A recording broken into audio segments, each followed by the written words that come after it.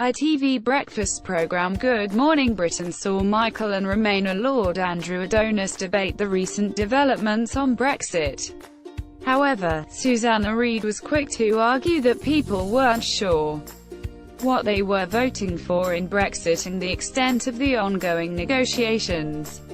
The presenter compared the process to what happens following a general election, but Michael quickly shot her down. She began, "When there is a general election, this is different," Michael said. "The British people have spoken," Susanna said, "but we didn't know, but people didn't know what they were leaving it to." Michael then retorted, "Yes, those things were said many times during the debate. A lot of people didn't know," Susanna continued.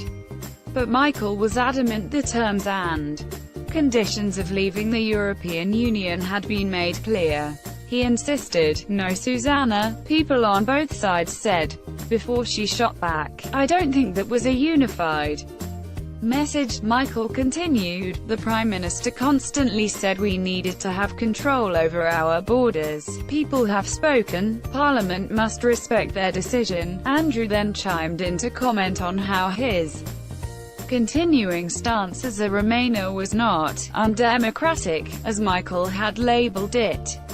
He argued, "I don't agree that it's being undemocratic. 2 years ago people didn't have an actual proposition before them. Boris Johnson said would be staying in the single market." Michael ended by saying it was important for the government to carry out the will of the people. "We have to do what the people voted for," he said. The argument comes after Theresa May avoided a debilitating Brexit defeat in the House of Commons on Tuesday afternoon. Rebel MPs backed down and voted with the government on a number of withdrawal bill amendments, but it's left Britons questioning whether the Prime Minister permanently sacrificed a hard Brexit in order to stave off a rebellion and inadvertently strengthen the EU's hand. The BBC's Laura Kuntzberg tweeted, "Government wins.